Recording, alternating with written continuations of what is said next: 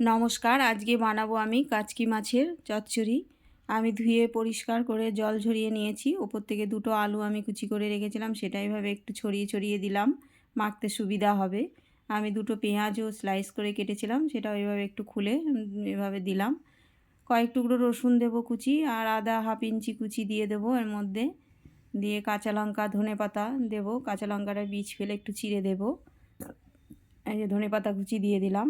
এরপরে 3 টেবিল চামচ মতো সর্ষের তেল দেবো এখানে। সর্ষের তেলেই রান্নাটা হবে, কেন এই রান্নাটা কিন্তু সর্ষের তেলেই ভালো হয়। এই আমি দিয়ে দিচ্ছি।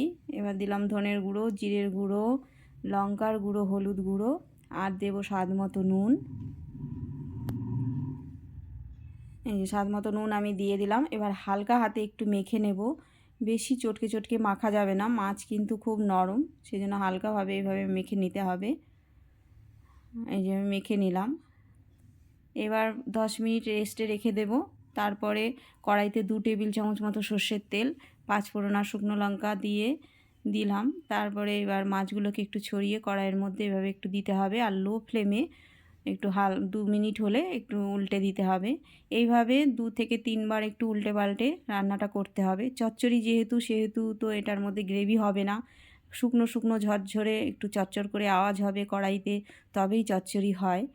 আর ঘন্টটা তো আমি আগেই বলে দিয়েছিলাম যে ঘন্ট হয় একদম ঢং ঢং করে নেড়ে একটু ম্যাশ করে করে গ্রেভি টাইপের, কিন্তু চচ্চড়ির বেলাতে কিন্তু সেটা নয়।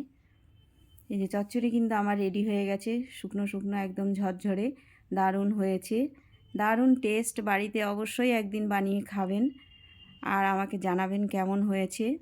আমি এই যে নামিয়ে ফেলেছি চচ্চড়ি, বাড়িতে বানান, খান, এনজয় করুন। ধন্যবাদ।